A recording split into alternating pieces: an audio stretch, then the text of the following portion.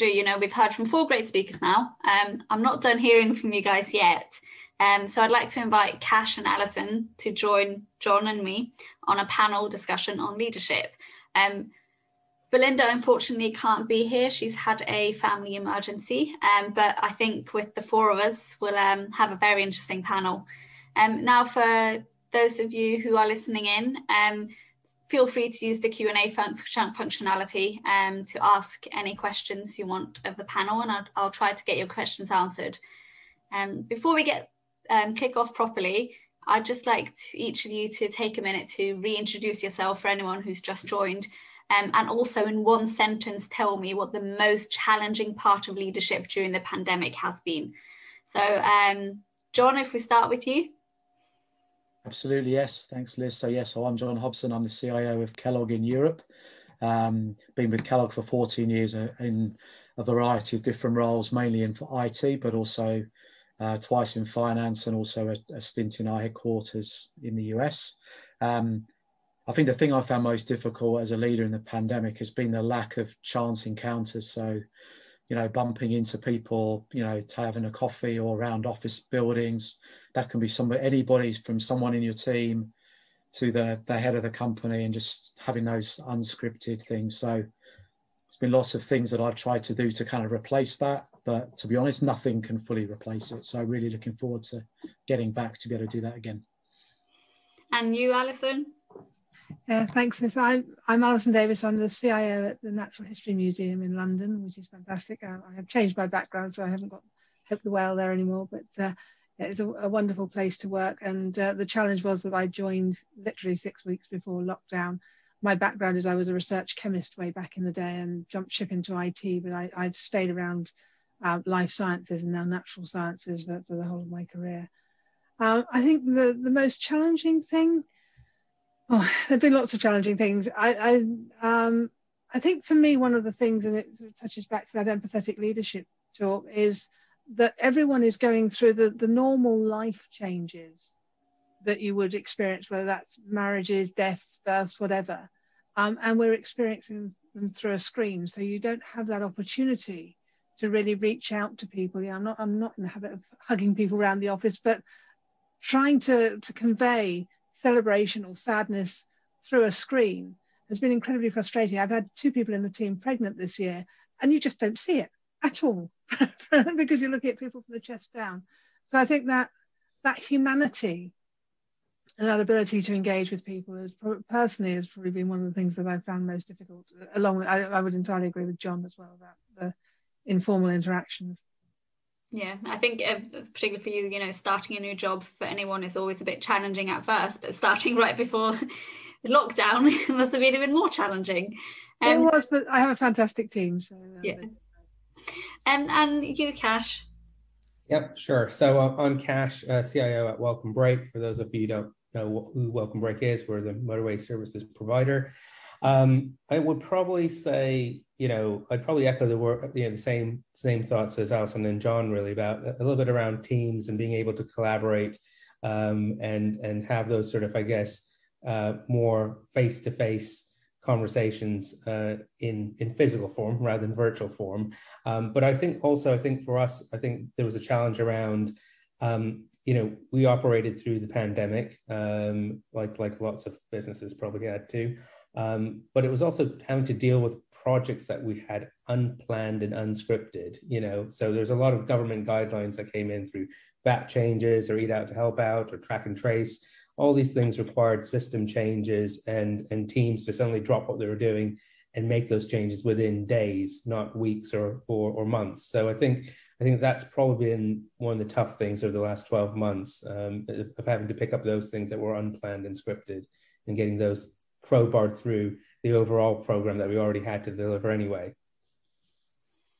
And I think my next question was going to be what makes a good digital leader, but I think after Alison's talk, I'm more interested in how you can become an empathic leader.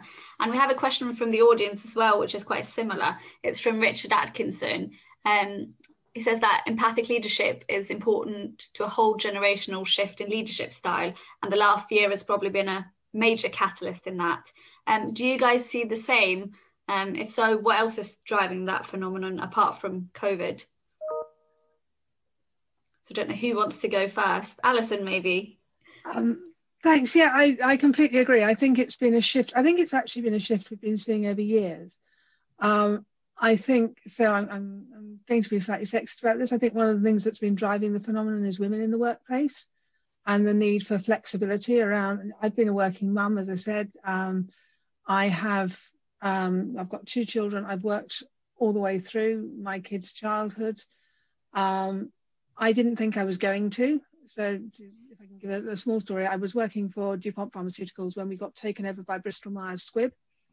I was on maternity leave. I literally had my second child 2 days before the deal got signed. And I got a phone call saying, BMS would like you to apply for the job of European CIO. And by the way, it's in Paris. And they actually gave it to me while I was on maternity leave. So we picked up both kids and stuck them under the arms and went. And I think, yeah, and for me, being able to be flexible and that sort of change in the working style and move away from command and control, I've certainly found for me that the working environment has been more flexible than I would say it's been for women who came before me. So I think the need to bring women into the working environment has driven a lot of that softer style, if I can call it that. And I think people have realized it works. And it's good. Yeah, it's not just about women. It's good for men too. It's good for all of us. So I think it's genie is not going to go back in the bottle. I think it's something that we've tried. It's worked. And I think it will continue to evolve. I don't know, Kash, have you got anything to add there? Yeah, no, look, I completely agree there with Alison. But, I think COVID has given people time to probably pull out of the rat race a little bit and time to reflect, what they're doing, their purpose and vision and values and stuff like that. And I think, I think from my perspective, it's given we were pretty much a team that were office-based. Probably, smart working wasn't, implemented at Welcome Break. People could work from home if they needed to.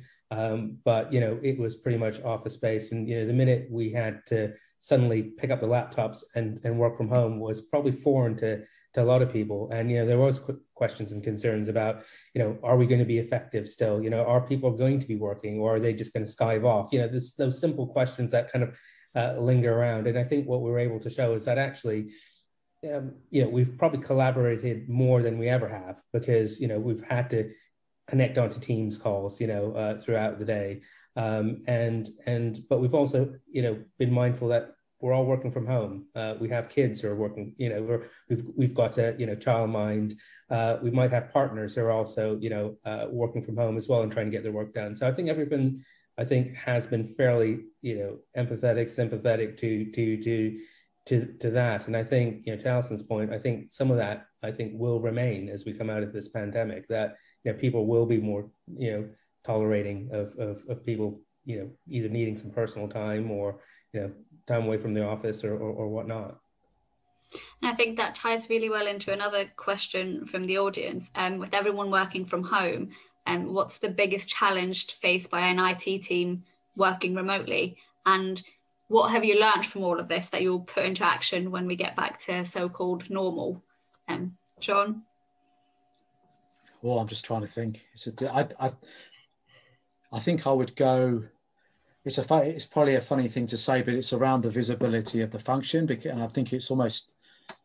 I think in 2020, I know certainly for my team and probably most other people here, my function has never been so visible, never had the level of credibility, never been so front and center. So it was from that point of view, it's an absolutely fantastic year for my team. I think the big challenge in front of us is it's really brought very much to home almost the flip of that, which is, not wanting to lose that kind of credibility, lose that visibility. When we go back to inverted commas normal, you don't want to just go back to maybe being that kind of back office. You do all the basics, but otherwise people don't really see what you're doing, and they're more interested in the commercial side of the organization. It's what can you do to really maintain that level of visibility and just, if you like, take advantage of the situation that certainly I know my team and I think a lot of other teams are in, that actually the business are listening. They see you and go, your team are actually really, really cool. You've got some really great ideas, great people, let's do more with you. So I think that would be the big thing for me. Anyone else got anything to add to that, Alison? Yeah, I think the challenges are interesting. So I think one of the biggest challenges for me is actually managing conflict. And not for the reason you'd think that there is more of it. I think that there's a couple of dynamics around conflict. One is that we're all in our little sound box. So rumours have been a really interesting thing. That the museum's had to do some restructuring. We're a charity, so COVID's been a big impact on our finances. And the sort of rumours that you hear one minute that something's changing and that's going to mean that they're going to dump on IT, or that means they're taking work away from IT. The rumour mill, because people are in their own little sandboxes, is difficult. And it's very easy not to deal with conflict, I think. It's not so much about having arguments, it's about that people don't because they're on a screen. So actually trying to work out how to deal constructively with debate and with conflict is, I think, one of the big challenges, and one of the reasons that it's much more helpful to be able to have some discussions face to face. I think in terms of what I carry forward, I hope a lot of the empathetic leadership that I've learned. I think there are things that we've done, although I like the water cooler moments and I want to have that informal interaction. One of the things we did, and I sort of did accidentally right, was early on, because I normally don't get into the office till 10. I commute and have quite a long commute. I said, well, I would normally be on the train between 9 and 10. Now I'm just going to open a Teams call and we'll just have a drop in of the management team, if you want, particularly early on when we were getting everything set up. And people have said, oh, that's really good. Can we do that when we didn't have that in the office? So we don't do it every day, which we did in the first stages. We've cut it down, but people have found that really valuable. So there are things from some of the structured things that we've done around comms that we weren't doing that I think we will want to keep, as well as layering in the informal comms. And Kash, what about you? I know you mentioned that, you weren't used to smart working as an organisation before this. Yeah, so I think, some of the challenges, I think, making sure that we continue with the momentum and keeping people engaged. I think when you're virtually working, you can't, humans are social beings. They need to speak to other people. They need to communicate. They need to share ideas.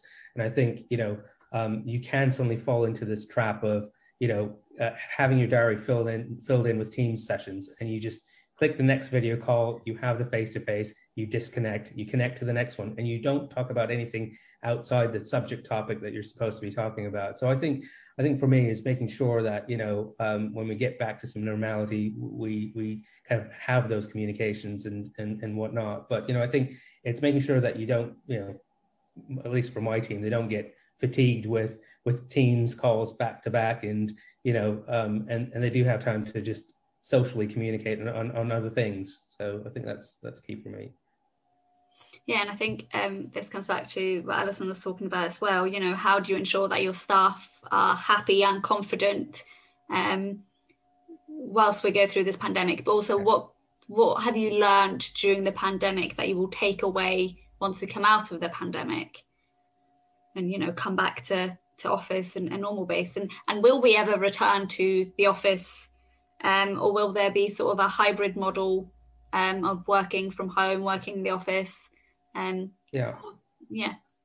Well, I think I can touch on probably a little bit of that. I think, there's probably a new normal for a lot of businesses. They've probably realized that actually there's effective ways to communicate and collaborate, which they probably didn't fully harness. I think COVID accelerated, digital adoption for a lot of businesses, whether that's just collaborating and communicating, or it's the digital touch points that they want to put into their retail sites or units to engage with customers. And I think from my perspective, I think more businesses will become a bit more digital native, and that's just been accelerated through COVID, obviously. And I think from my perspective, I think the norm might be that there is a little bit of work 2 days from home and 3 days in the office potentially, because we've proven that it can work. And I think a lot of companies like us who probably hadn't tried and tested that model have kind of reflected and gone, okay, actually they delivered and more, and we've been able to do it remotely. So I think that'll be quite interesting. I'm slightly worried about the new normal, I have to say, and this is partly through the future ways of working, because I'm not sure that organisations have really registered that there's a change management needed. So we're all working from home at the moment, and that's been forced on us. And I think that's made it easier. I really want the hybrid model, and that's what we're trying to work through at the museum. I want people to have choice and real choice with flexibility, not just and moving the dial to a new middle ground. But I think one of the issues with that is things like hybrid meetings are much more difficult than, when we're all at home, everyone's on Teams, that's easy. When we're all in the office, that's easy. So going back 2 or 3 days a week, once you've got a critical mass of people in the office, working out how we move to that so that it doesn't just become a kind of inertia shift that people go back into the office and then start having meetings together. And then it's more difficult for the odd people who are at home on any given day. So I think that it still has to be planned and managed if we want to really reap the benefits of this. And what about you, John? Obviously, you ended up having to do a lot of remote testing and activities during the pandemic, which probably wasn't ideal, but moving forward after the pandemic, how do you see that sort of thing working? Well, and I think the reality is that we've shown that you can do it. And I think there are some elements, as I said, cutover was a great example of something that really, there was almost no difference in a lot of ways to what it would have been if everybody in the same room. So, that I could absolutely see as being a kind of new way of doing it, or a seamless way of doing it. But then if I think about things like training and actually testing, not that we struggled, but it took a lot longer and it was a lot harder not having at least some groups in a room, and especially when you had the language kind of element where, because remember, it wasn't just, if you like, my team couldn't be in Russia, it was all of the Russian team were in their own homes also. They weren't together or able to, really connect. So things like that, I think I could see us still doing those kind of things face to face, but there's definitely elements that historically we'd say, oh no, you've got to fly there, you've got to be here, you've got to be there, that now we've really proved out and said, what, you don't need to do that. And actually, to Alison's point, my big worry is the same as hers, and we've even already seen it in some cases in our company over the last 6 months, of those mixed kind of meetings where you've got 8 people in a boardroom and then there's 3 or 4 people in a different country that can't be in an office. It doesn't work very well unless you have some real strict protocols around it. And I think I agree with Alison, there's a lot of thought and change management that's going to have to go in as we all start going back into that. Otherwise we'll very easily regress back to something which is really not good at all. So, and we've got a couple of questions from the audience as well that are quite similar. Many CIOs have had to implement projects quickly, like you touched on, Kash, during the pandemic. Do you think there will be a greater expectation of IT teams as a result going forward? And is the pace currently required from IT sustainable in the long run once we've gone through the pandemic? And will that change? Yeah, no, I think it's a great question, actually. I think we've definitely kind of set somewhat a bar, a standard of operating over the pandemic. But we've been clear that some of these were exceptional. They're not the normal way of operating and getting things done. We have to be, we need to make sure that we do things in the right way. We UAT test. We make sure that the risk profile is adhered to and all that sort of stuff. So I think whilst we've been able to show that we can flex up when needed, and we'll continue to do that, we've got to be pragmatic in terms of the workload and the team and the ask of the business. And I think, yes, what it's probably shown us is that we can do it. The IT team is capable of doing this when asked. But let's just make sure that we temper it with, these are exceptional times and exceptional circumstances in which, some of the team are actually going above and beyond to deliver these things. And clearly, operating at that level 365 days a year is clearly, probably not going to work. And so I think, it's making sure that we can show the business that we can deliver when we need to, but also at the same time, we need to have a realistic operating model. I think for me, I agree with everything Kash said, and the other things I'd add were, one is it shows what you can do, and everyone has one purpose and one goal that they're going after, and the priority is extremely clear. There's no ambiguity about what the priority is. And I think the other thing is actually what we found was, that historic element of everything has to be perfect when it goes live, because if it isn't perfect, the blame, if you like, comes back, or that's the expectation everyone has.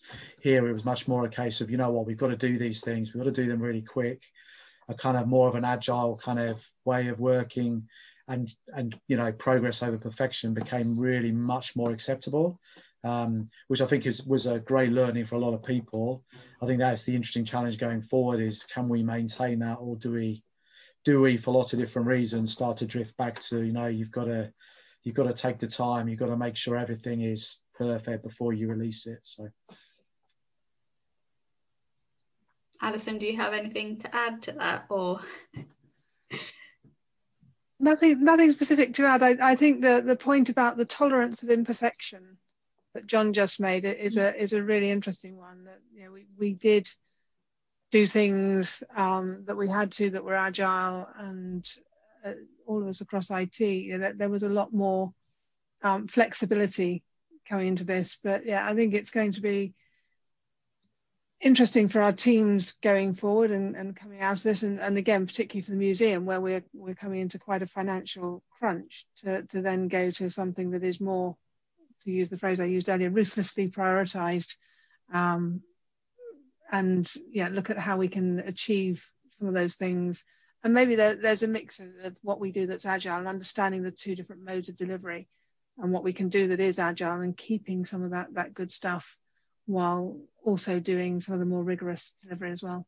And I think what we've touched on, but we've not mentioned it, is culture change. And I'm interested to get your view on how the pandemic has changed the way we approach culture change in an organisation, and if it's become easier or harder to ensure that IT and technology is understood across the business.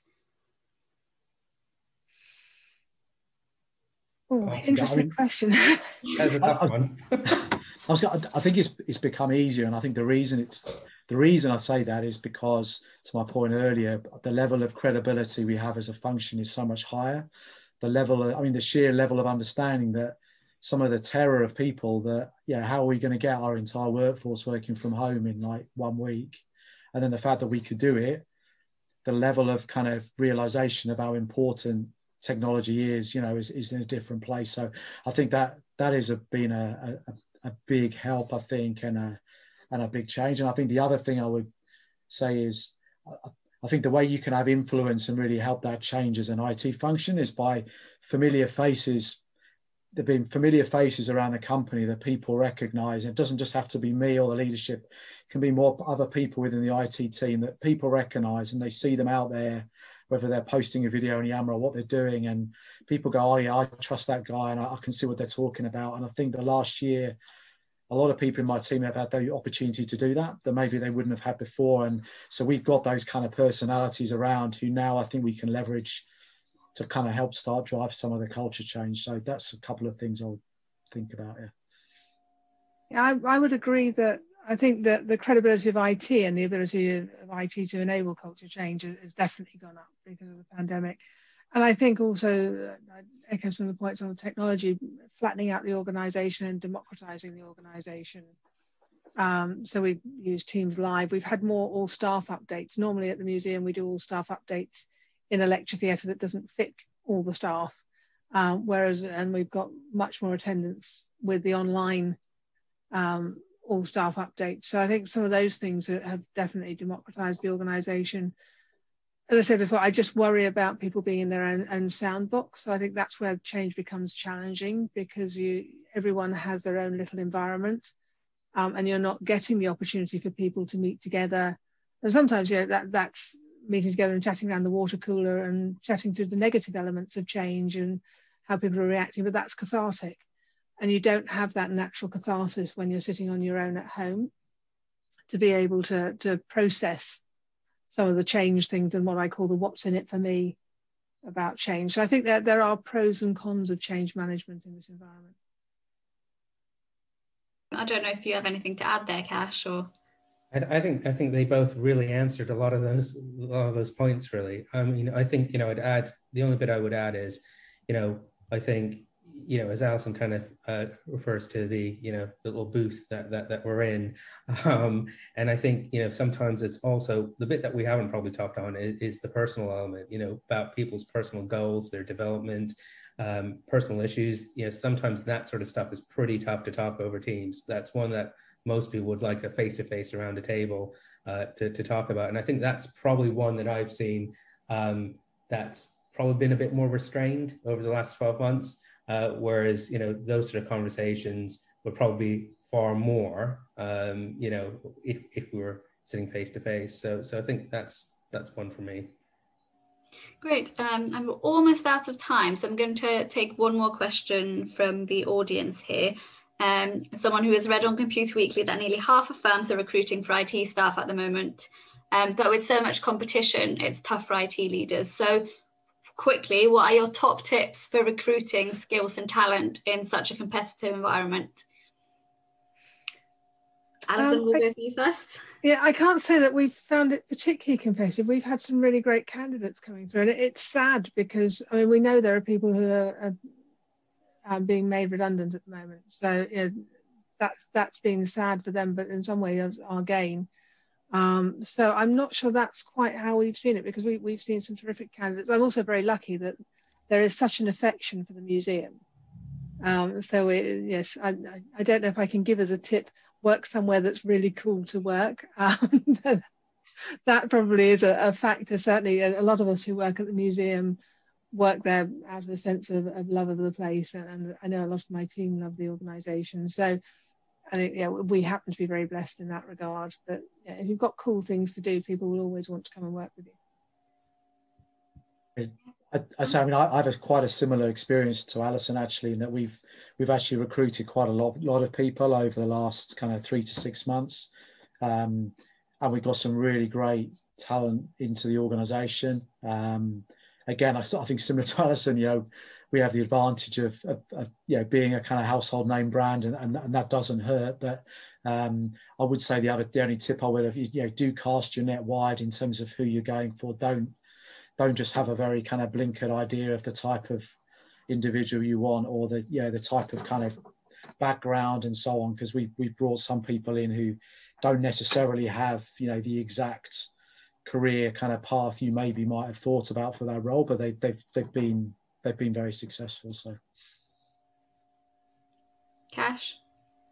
Yeah, and I've got to say I kind of agree with the rest of the panelists here. So absolutely, I think we haven't found it being a challenge. We have recruited a few people throughout the pandemic, and I think my only top tip is make sure they're engaged in terms of your purpose and vision as a business, and they're excited to, their genuine interest is actually, getting involved with technology, and that's what gets them out of bed, rather than, the number at the end of the month in your paycheck. So I think as long as you kind of get those sort of individuals who are excited about technology and wanting to drive change, great. If I could add one last thing, I also think that what we've been talking about, working from home, is we're able to cast the net wider, as John was saying, simply by the fact we can do that geographically now. And we can think about people who might not be coming into the actual office or the museum, in my case, and who can be delivering from home. So that gives us a geographical breadth that we didn't have before.